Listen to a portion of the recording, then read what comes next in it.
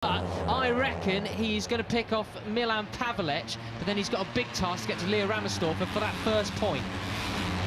Down the back straight, but it's not so straight. It is the 73 of Valentin Peroni, 16-year-old Argentine, that leads. You're looking back at the 57 of Lorenzo Zani. But it's all action. It's still 15 down to Ramersdorfer, as you say. Matt, so he's at the back of this group yeah, here. Pawlak and Morelli off the back of there. So if you're not in this group, you ain't getting a point, basically. Goodness me, I mean, how brutal does it get in Rookies Cup? Well, you're right, because Morelli, they've got, 7 seconds to make up in 7 laps, and that's a tall order. He's not lapping that fast. He's going very quick, but not that quick.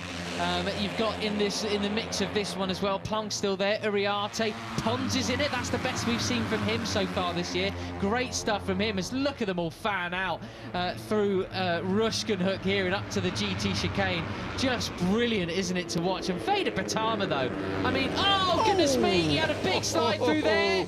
That was nearly a commentator's curse for the ages. Nearly made it onto some sports montage thing on some obscure channel somewhere. But he got away with it, didn't he? He did get away with it. And in fact, it's given Alvaro Carpe a bit of a break, because obviously everybody else sort of backed off as they saw him nearly lose it. It is the 73 of Valentin Peroni now up into second place, and Bratama is a third ahead of Samela Zanoni. There's Christian Daniel Jr. just all over the back there of Brian Uriarte.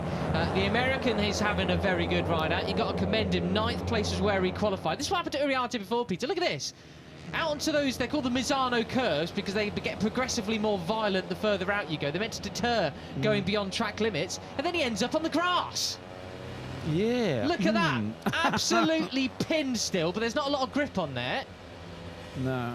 And then he nearly lost it, and he had the front tuck on it. There it goes. That was big, wasn't it? That was big.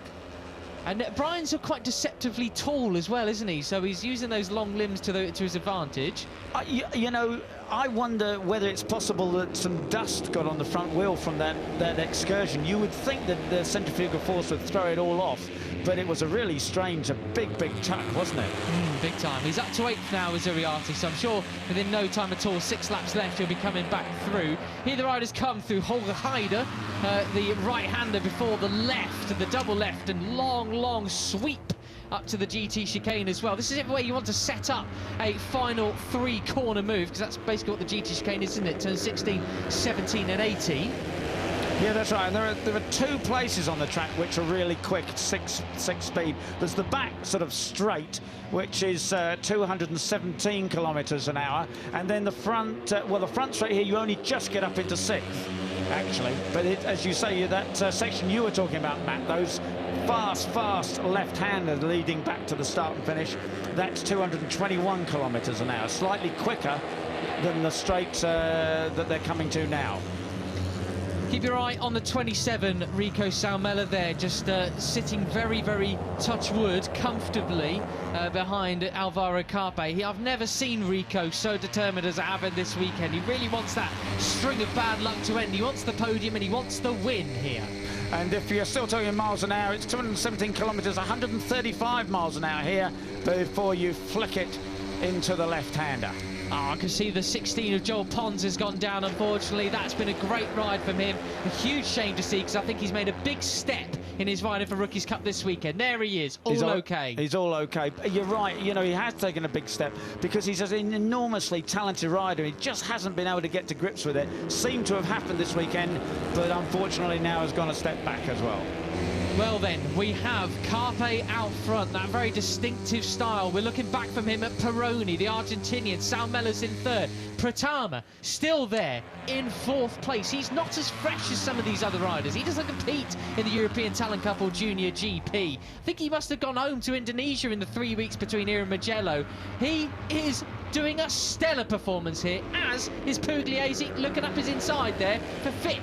But it's with 4 laps remaining now. It is Alvaro Carpe on the 83 who leads from Peroni, Salmela, Pratama, Pugliese, Uriarte. Go on, put your money down, Matt. Who's it going to be? Oh, Ooh, I'm going to say it's got to be Alvaro Carpe. He's just riding that wave of confidence lately. Junior GP wins. He's so determined more than ever. He's like a proper little shark, isn't he? He can smell the blood in the water of the championship leader not here, and he wants to grasp it with both hands. But what about Salmela? Yeah, no, you have no idea what you're talking about. It's Valentine Peroni all the way, with Rico second and Alvaro third. Oh, there we go. But what about this guy? He's not a Dutch tribute. It's Brian Uriarte. That's his distinctive orange helmet there. He's back up into 5th place. Will he send it for the win or send it at the scenery? He tried twice to do the latter, but fortunately kept it upright.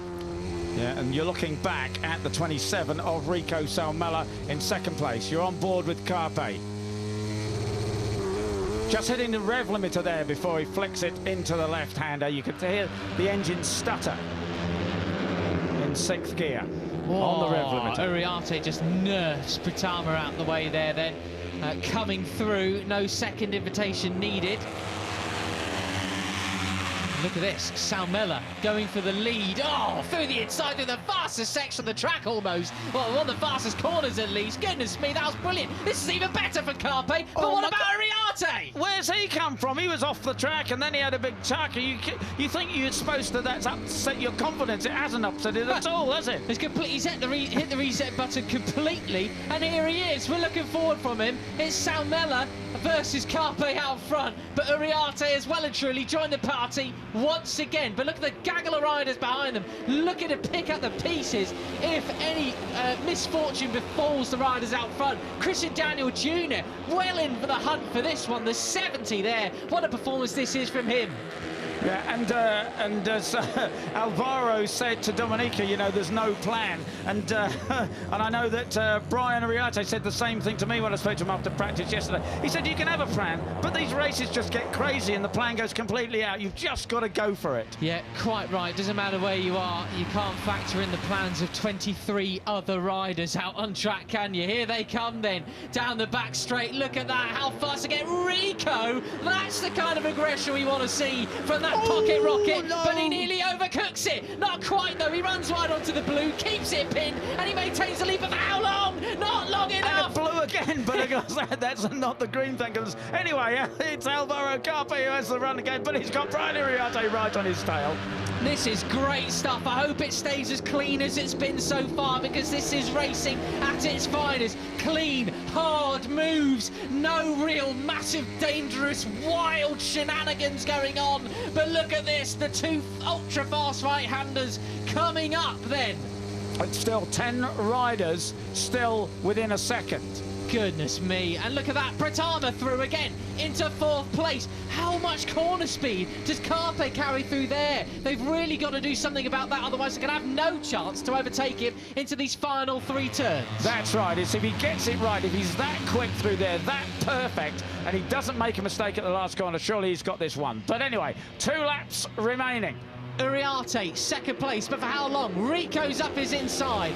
2 laps to go. It's all on the table, Peter. And Moodley, who looked so good earlier on, is now back into 10th place. Oh, goodness me, that's a real shame for him. I was looking forward to seeing him up front again, but he's still able to pick up any pieces that may be swept away from any shenanigans out front. Here they come onto the back straight again then. Right, there's the penultimate. Oh, and somebody's off Warrell on the green. That's Christian Daniel Jr. But didn't he get a long lap penalty warning already? I'm not sure. A track limits warning, yeah, he did. So he could be in trouble, unfortunately. Okay, right, down the back straight. It is the 83 of Alvaro Carpe. But then Rico Salmela. Then the 73 of Valentine Peroni. Goodness, there's nothing in this, is there? No, really not. A lap and a half remaining. This is a high-speed, ultra-high-speed game of chess. Assen is built for bikes like this, basically, these days. I mean, they're just absolutely ragging them around these corners. A bit of negative, positive camber to keep it tied right in. And look at this double right-hander there. They're like a slingshot out onto this little squirt before the final few corners. Here we go then. A dress rehearsal for the final lap coming up. Yeah, let's see. As you said, you know, Alvaro is so good through here. Can he do it perfectly?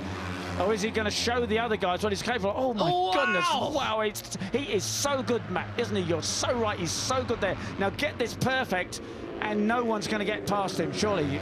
Goodness me, how about that for some moves through there? Pugliese up the inside of Vader Pratama. That was brilliant. So there was your dress rehearsal. If Carpe repeats that, he's got the win. But the trouble is, there's 17 corners before then. Well, that's right, and he's shown the other guys what he can do, hasn't he? So they all know that they can't let him do that because he is just so good. And up the inside is Peroni. He's trying, but there it is. Carpe just rails it round the outside. There's the alternate lines you spoke about with Colin Fire into the Strubben here. Uriarte up the inside of, I think that's Zanni there as well. It is the Italian from about outside the top 5, battling for the podium here. And all up into 6th gear down the back straight here, as I said, up to 217 kilometres an hour, 135 miles an hour. Look at that. Oh, it's Peroni versus Carpe, but Peroni backs out. Carpe is on a mission here.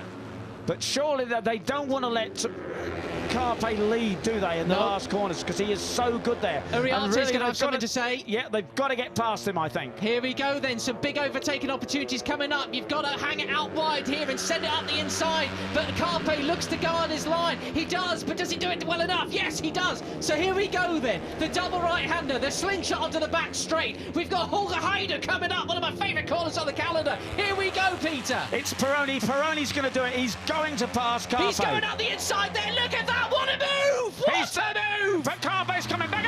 Brian Uriarte goes down the outside. It's Rico. Uriarte! Uriarte! Oh, He's goodness done it. me! Who's going to be late on the base? Rico's still got it. He's only in 2nd place. But Uriarte has it. Can Rico go up the inside? He cannot. Patama comes through to 3rd place. Come on, lads! Uriarte's going to take the win. He does! Brian Uriarte oh, over goodness Peroni. me! Who's got it then? 3rd? It's Peroni! Goodness me! Uriarte wins from nearly high-sided to the moon. And Salmela just, he was, my goodness, totally breathless. Wow, so Carpe, wow. 6th. Wait, I said he was going to win, didn't I? I don't know what I'm talking about. I was completely wrong. You're right. Well, I didn't quite, because I had Peroni to win it over Uriarte, but, you know, wow. Goodness me. What a finish that was. You didn't know where to look. So much was happening. We're looking at Mr. No Plan B, Marco Morelli, who finished 40th. He'll be disappointed with himself, but that's a good comeback. Uriarte from a quick switch to riding motocross temporarily. Yeah, and a big loss for the front end slide. Yes, there, he didn't nearly high side himself to the win. That was completely wrong. Apologies for that. But big yeah. Wow. I mean, and just, you know, there was a pack of about 5 of them, wasn't it? Rico, Zamela, Peroni, Uriarte, and Uriarte just had it on that run into the last left-hander. God, what a move that was. I mean, you're absolutely right. Carpe gave the game away. They knew what he had in that final left-hander. That's right. They knew they couldn't. And Moodley came up to 5th too. You know, he was back there. What did I say, in 10th place? You know. Yes, they knew that they couldn't let him lead through into that last left-hander because he's so strong there. And Salmela back on the podium then. So when was his last podium? It was Le Mans Race 1. So Rico was 6th in the championship. We'll see where he ends up with the points difference now. What a move that was. And Uriarte will have taken over at the top of the standings with that win. Yeah. And I think the only person who didn't finish, was it Joel Pons, the only one? Yes. We have a long lap penalty for KJ Monignane for the shortcut at turn 17. That means running across the chicane. So that's pushed him down to 19th, I think. But wow, what a ride that was. The final lap was sensational. I mean... And clean too, wasn't it? Yeah. You know, there was no elbowing. Look at here we go again. So Uriarte's in 3rd there. Yeah, and I think Peroni's kind of got it from there. Look at that. But then Rico's just comes up the inside. Brilliant. And he just parks it. Rico parks it in front of Carpe, leaves him nowhere to go. Zanni goes way wide. And Rico, unfortunately, just didn't have the momentum to then stuff it up the inside of Uriarte. And what happened to Pratama? Because he must have lost the draw. Oh, he bashed into Carpe. That's why Carpe lost a podium then. He tried to cut across, I think. Well, because as I saw it, I may be wrong, but Pratama was kind of in 3rd place, I thought, going in there. But it looked I mean, I'll have to see it again, but it looked like Pratama was taking a fairly ordinary line out of there from his position. And Carpe wanted to sort of cut in over across, but yeah, he was fortunate, but there you go. The penalty for him was 6th place in the end. Yeah. I mean, it looked to me as though, you know, Uriarte was the man. He actually had, if it was a plan, he had it going into that last game. But I thought Peroni was going to be able to go with him. Then he didn't. Rico got the advantage, and then Peroni got the drive out when Pratama and maybe, as you say, Carpe sort of had their coming together.